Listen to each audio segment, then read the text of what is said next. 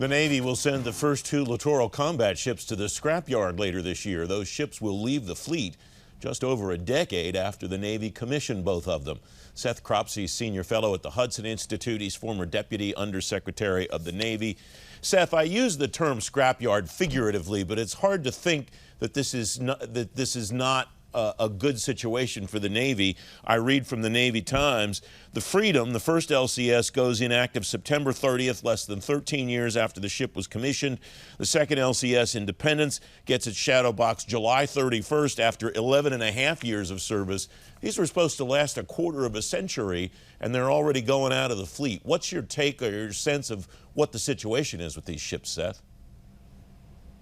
Well, the situation is that the requirements of the West Pacific in particular today are different from the requirements of 20 years ago when the global war on terror was the most important single issue for the Navy and participating in it.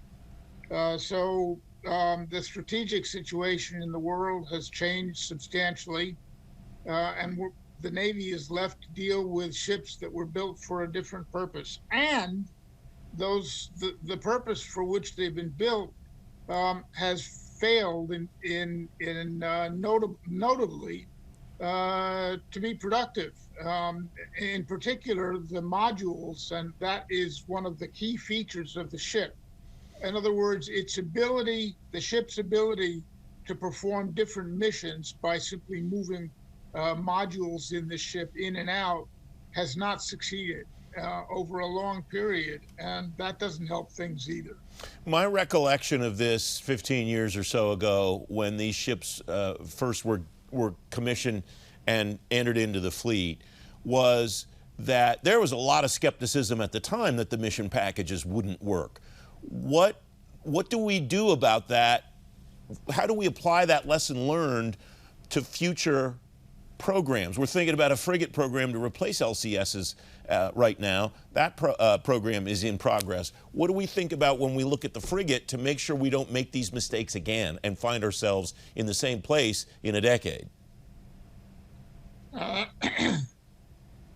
Better design, more careful attention to the strategic requirements, and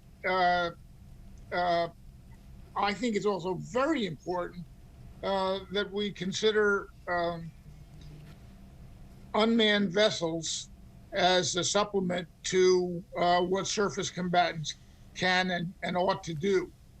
There certainly are lessons learned from the mistakes with, well, not mistakes, but the failure to complete the modular system.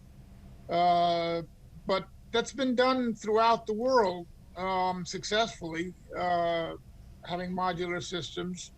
And I think that the real necessity here, the real requirement is,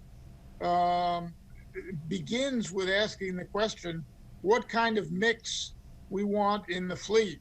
What best meets our strategic needs?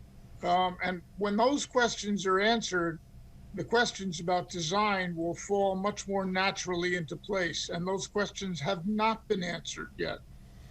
Who needs to answer those questions? The Navy needs to answer those questions. That's the Navy's responsibility. That's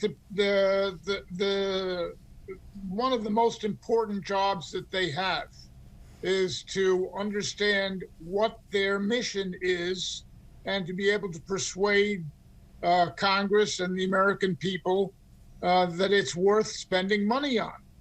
And that has not been done. This note from the Navy Times story, CNO Gilday said during congressional testimony last month he was bullish on the future of the LCS, praising the ship's performance on recent missions in the West Pacific and Southern Command, where the ships are increasingly taking on counter-narcotics missions. What do we really need ships to be doing now? Do we need them to be doing counter-narcotics missions in those parts of the world? Or Does that fit with the national defense strategy and great power competition, Seth? You have to decide, and this is part of the strategy, which is more important, the counter-narcotics mission or the possibility of being defeated at sea by China in a war? We have about 30 seconds left, Seth. And the answer to your question, I know you didn't mean it rhetorically, but it seems rather obvious. What do we do moving forward about the LCS program? Is it something that, I mean, we're kind of stuck with it for now for some period, aren't we? It seems so, although it's likely there'll be fewer and fewer of them. I mean, the LCS is not big or powerful enough for larger combatant duty, and it's too big and costly at $50 million a year to operate, to conduct anti-hybrid warfare gray zone tactics.